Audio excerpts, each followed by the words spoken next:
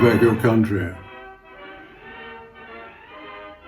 There's a cartoon in the Australian just after the American election which showed us very small Mr. Joe Biden standing in front of some enormous figures. They're wearing masks and they're wearing laboratory coats, and they're labelled Big China, Big Banks, Big Tech, Big Media, Big Hollywood, Big Money and Big Climate. Mr. Biden standing in front, he's saying, "Come on, man, we the people have decided." Well, as far as we know, following election day, it wasn't so much the people which had decided, it was an industrial scale electoral fraud. And the evidence is more and more falling into place that that's what occurred after the first night. You might recall on the first night in the battleground states, that is the marginal states, the president was clearly winning. But curiously, in about 5 or 6 of them, at the same time, at 1 a.m, counting was suspended, almost as though this were part of an operation. Counting was suspended,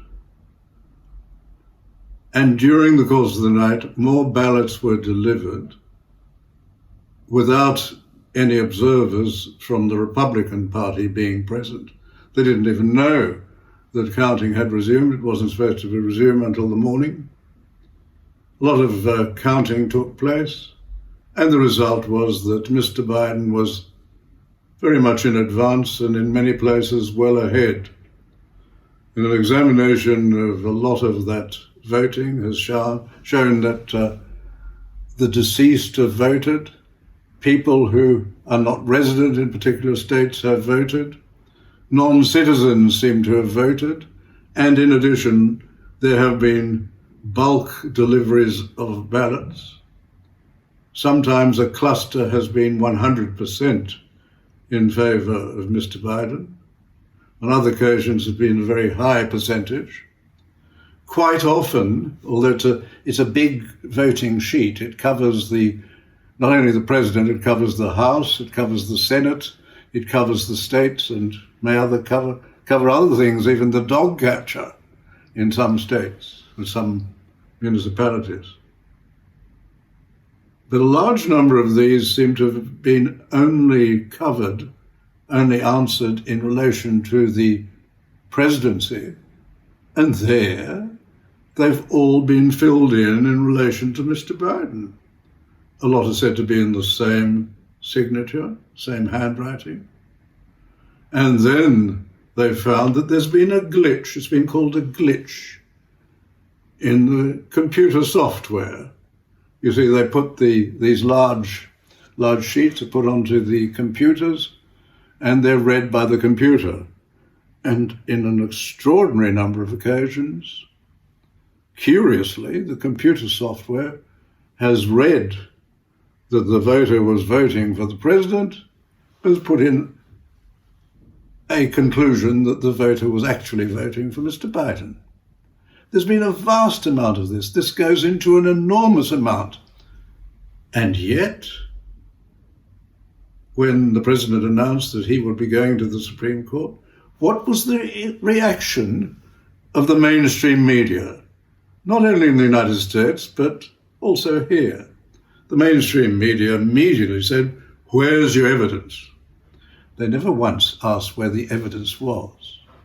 When Mrs. Clinton released her plan to draw away attention from the fact that she had been up to something with her own computers on her private server, which meant that the mails weren't going through the government system, and she bought from a Russian spy and a British former spy a story which was completely fabricated. There was no basis in it whatsoever, and this was that Mr. Trump had been colluding, whatever that means, colluding with the Russians. As you know, this went on for years. Every day the newspapers were coming out with new information. And when the president discovered that the Obama administration, while still in office, had ordered that during the campaign, he'd be subjected to wiretapping, as it's called generally.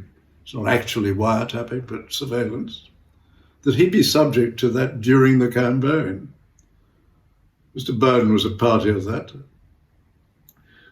And that was completely improper, because when they went to the court to get the justification for that, the information that went to the judges to give the warrants was based on lies, completely fabricated stories to try and justify getting the warrants so that they could listen to Mr. Trump's campaign, and also while he was still a new president in office.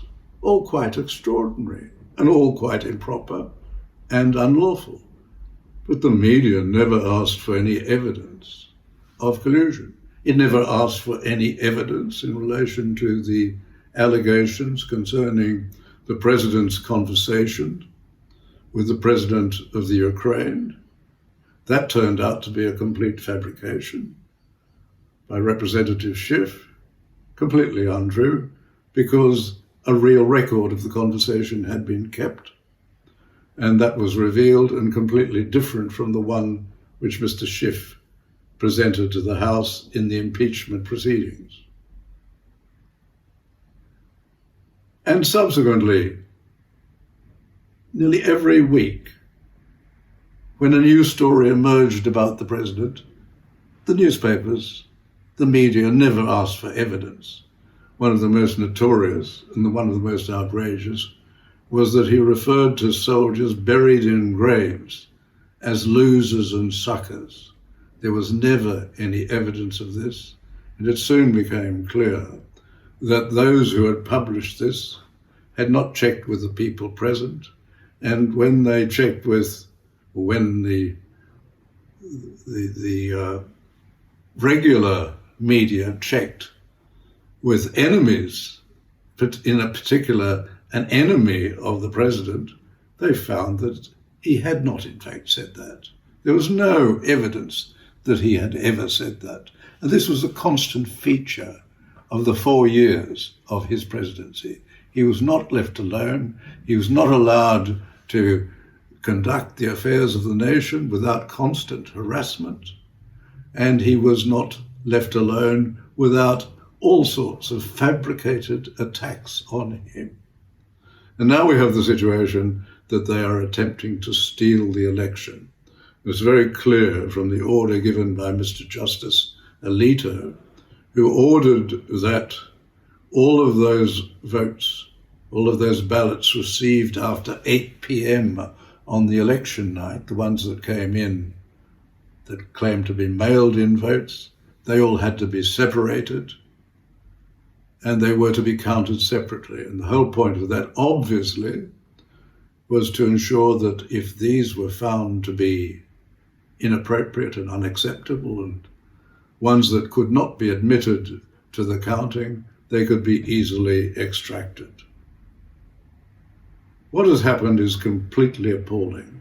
The amounts involved, the amounts in issue, the numbers of votes in issue are so large that they will ensure that President Trump wins the election. And yet, everywhere there are calls for the president to concede, calls across the American media, and there are also calls in the Australian media. Journalists, curiously, who once upon a time seemed to be highly skeptical and quizzical and wanting to investigate, all seem to have abandoned this. Is it because they're so impressed by big tech, big Hollywood, the big media, the big finance and the big banks? This is very important to Australia. It is very important that the president continue, because he will make America great again, as he promised. It is most important that we don't have the policy of the previous administration, which was to manage the decline of the United States, very openly, manage the decline of the United States, and consequently hand over the leadership of the world to a hostile, dangerous, and dictatorial power which has no regard to human rights, Communist China. This is very important for us, and very important for us so that we may take back our country.